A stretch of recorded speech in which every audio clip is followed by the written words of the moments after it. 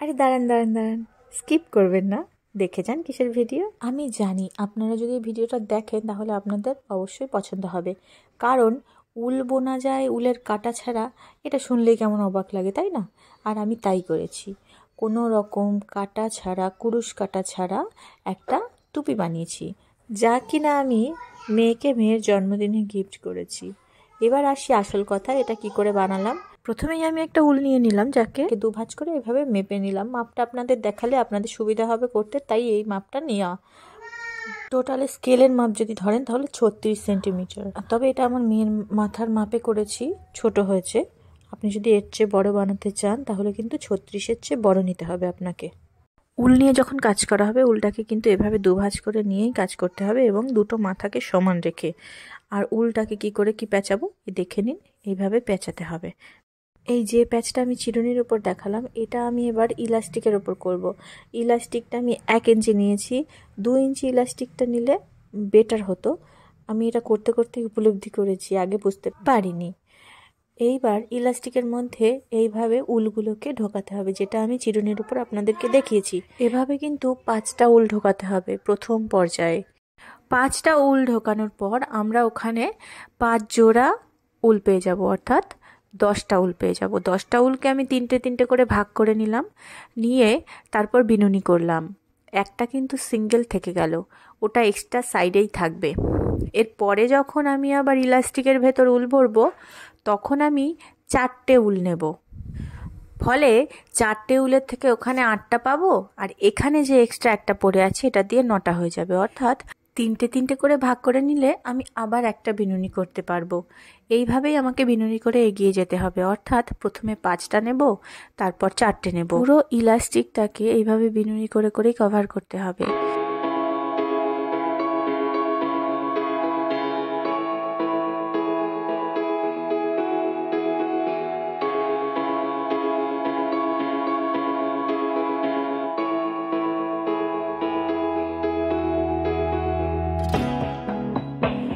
আমার পুরো ইলাস্টিকটা বিনুনি করে কভার করা হয়ে গেছে। এবার ইলাস্টিকের মাথা দুটোকে জুড়ে দেব সেলাই করে, এইভাবে। মাত্র 2 গুটি উল নিয়েই আমার টুপিটা কিন্তু কমপ্লিট হয়ে গেছে। আমি প্রথমে 1 গুটি উল কিনে এনেছিলাম, তবে পরবর্তী কুটিটা কিনতে গিয়ে আমি দেখলাম যে কালার ম্যাচ হয়নি, যেটা আপনারাও দেখতে পাবেন। আমি যখন পুরো ইলাস্টিকটা উঁচু করে ধরলাম তখন নিশ্চয়ই দেখতে পেয়েছেন দুটো কালার আলাদা। তাই আপনারা যখন উল কিনবেন তখন কিন্তু একসাথে কিনবেন, না হলে কিন্তু পরবর্তীতে সমস্যা হয়ে যেতে পারে। মাথা দুটো সেলাই করার পর যে জায়গাটুকু বাকি রয়েছে সেই জায়গায় আমার কিন্তু 2টো বিনুনি হয়ে গেছিলো। 2টো বিনুনি করার পর আমার একটা উল এক্সট্রা থেকে গেছিলো। সেই উলটাকে কিভাবে কাজে লাগাবো ভাবতে ভাবতেই মনে হলো, বিনুনির মধ্যে একটা বিনুনিতে যদি আমি 3টের জায়গায় 4টে দিয়ে দিই, তাতে কারোর বোঝার ক্ষমতা থাকবে না। এবার যে কাজগুলো রয়েছে সেই কাজগুলো কিন্তু একদম ইজি।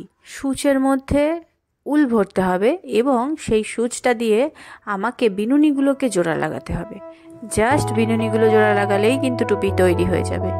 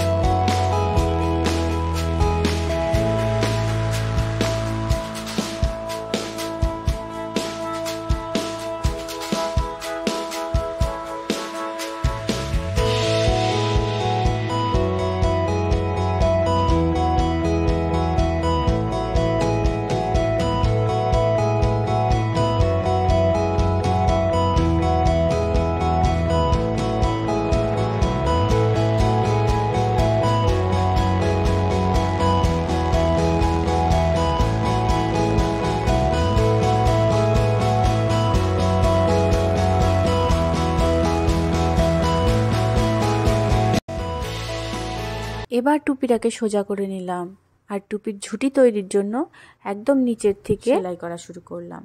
নিচের দিকটা মানে বিনুনি যেখানে শেষ হচ্ছে এবং উলগুলো যেখানে একদম ছাড়া হাত পা, তাই বিনুনির ঠিক শেষ প্রান্তে এইভাবে উল দিয়ে সেলাই করে নিলাম। নিয়ে উলটাকে টেনে বেঁধে দেব যাতে ঝুড়িটা সুন্দর এবং শক্তপোক্ত হয়।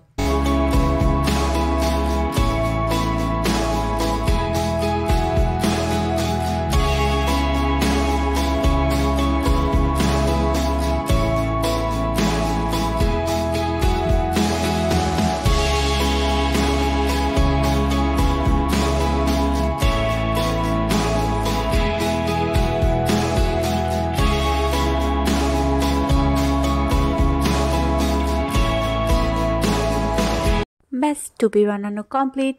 আজকের মতো টাটা, বাই বাই। টুপিটা কেমন হয়েছে কমেন্ট করে অবশ্যই আমাকে জানাবেন।